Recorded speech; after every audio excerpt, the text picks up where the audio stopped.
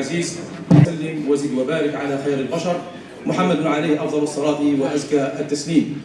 اللهم اخرجنا من ظلمات الوهم وأكرمنا بنور الفهم وافتح علينا بالعلم وزين أخلاقنا بالحلم.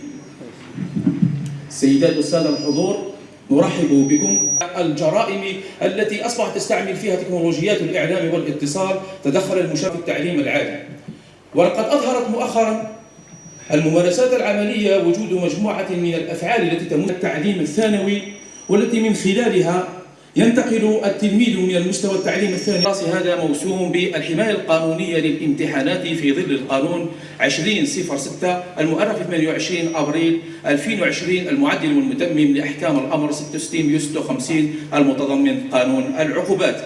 دون إطالة على سيادتكم، خير ما نستهل به يوم الدراسي هذا أيام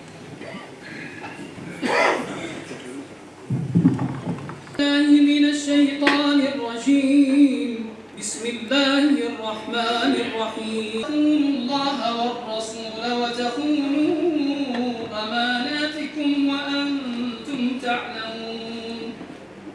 واعلموا غير المغضوب عليهم ولا الضالين. الرحيم ملك يوم الدين. إياك نعبد وإياك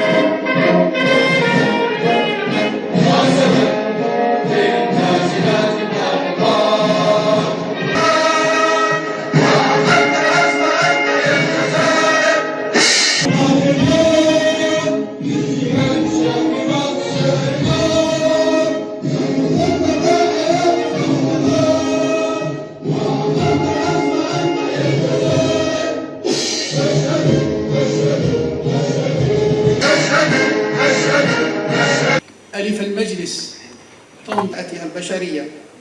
إن الأمم لا تبنى بالغش ولا تنهض بالتزوير، وإنما ترتقي بالعلم الصحيح والكفاءة الحقيقية والجهد المشروع. ومن هنا فإن مواجهة هذه الظاهرة لا يمكن أن تكون مسؤولية قطاع واحد فقط، بل هي مسؤولية جماعية تشترك فيها الأسرة والمدرسة والجامعة ووسائل الإعلام والمجتمع المدني والمساجد، إلى جانب مختلف مؤسسات الدولة الأمنية والقضائية والتربوية. إن القضاء باعتباره حامي للحقوق والحريات وضامن لتطبيق القانون يؤدي دورا محوريا في التصدي لهذه الجرائم من خلال تطبيق الصارم والعادل للنصوص القانونية، مع احترام ضمانات المحاكمة العادلة وتحقيق التوازن بين الردع القانوني والبعد التربوي. كما أن فعالية الحماية القانونية للامتحانات الرسمية تقتضي تنسيق دائم بين مختلف المتدخلين، مصالح الأمن والضبط والنيابة والسلطات التربوية وهيئات الرقابة، قصد الوقاية من هذه الجرائم قبل وقوعها.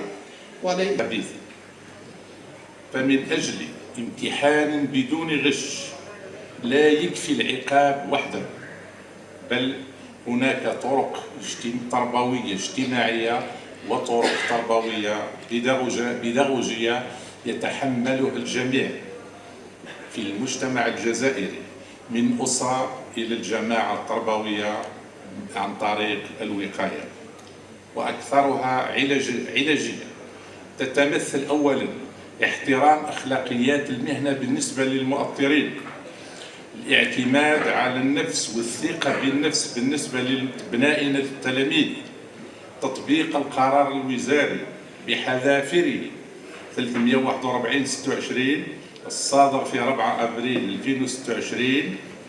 بالنسبة للأولياء توفير الدعم النفسي والبيداغوجي للأبناء، توعية الأبناء بخطورة ظاهرة الغش وعواقبه على المجتمع، وأؤكد على الوقاية من الغش. أوصي زملائي في الجماعة التربوية، يعني مؤطرين وأساتذة حراس وأولياء، احترام الإجراءات قبل وأثناء وبعد الامتحان في المراكز.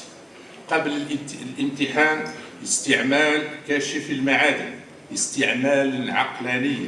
35 والمرسوم رقم 8559 والمرسوم التنفيذي رقم 08315 المعدل والمتمم بالمرسوم التنفيذي رقم 12240.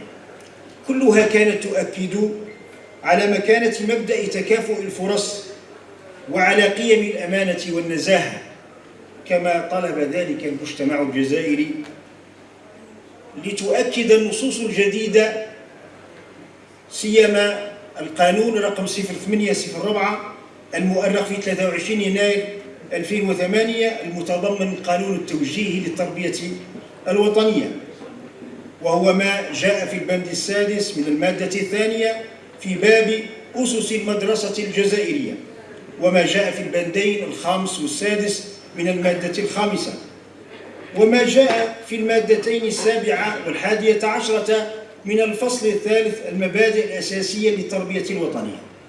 هذا النص الأول وهو دستور القطاع. ليأتي بعده يؤكد نفس القيم الأمر رقم 0603 المؤرخ في 15 يوليو 2006 المتضمن القانون الأساسي العام للوظيفة العمومية، سيما فيما والسلام على أشرف المرسلين. إذن في عشية التحضير لامتحانات التعليم الثانوي شهادة البكالوريا نظم مجلس قضاء الجلفة يوما تحسيسي الذي من خلاله حضر مجموعة من الفاعلين في المجتمع بما في ذلك الضبطية القضائية وكذلك أيضا المجتمع المدني، أسرة المسجد وكل الفاعلين، كذلك أولياء التلاميذ، كذلك حضروا أيضا التلاميذ بحد ذاتهم في هذا اليوم الدراسي. هذا اليوم الدراسي هو تحسيسي توعوي بخطورة أفعال الغش والمساس بنزاهة الامتحانات. لهذا كان عنوان هذا اليوم الدراسي موسوم بالحماية القانونية للامتحانات والمسابقات في ظل القانون 2006 الصادر بتاريخ 28 أبريل 2020 المعدل والمتمم لأحكام قانون العقوبات. إذن تخلل هذا اليوم الدراسي مجموعة من المداخلات تم إلقاؤها من طرف مجموعة من الفاعلين بما في ذلك القضاة وكذلك الأساتذة الجامعيين بالإضافة الضبطية القضائية. إذن تمحورت معظم هذه المداخلات في تبيان الإجراءات تنظيم الامتحانات والمسابقات الوطنية وكيفية الإخطار، بالإضافة إلى تبيان ما هي خطورة ظاهرة الغش في الامتحانات الرسمية وآثارها على الفرد والمجتمع، بالإضافة إلى ذكر الإطار القانوني والتشريعي للتشريع الجزائري المتعلق بالمساس بنزاهة الامتحانات والمسابقات، وذلك بتبيان موقف المشرع الجزائري قبل صدور القانون 2006 أين كان في السابق يتم المتابعة وفقا لأحكام قانون العقوبات والقوانين المكملة، وبعد ذلك تم شرح مختلف الأحكام التي أتى بها القانون 2006 بما في ذلك الأفعال المجرمة والعقوبات المقررة قانونا، مع الملاحظة هنا أن العقوبات خطيرة جدا تصل إلى حد 15 سنة سجن وكذلك الغرامة بمقدار 150 مليون سنتيم. لتنتهي فعالية هذا اليوم الدراسي بقراءة مجموعة من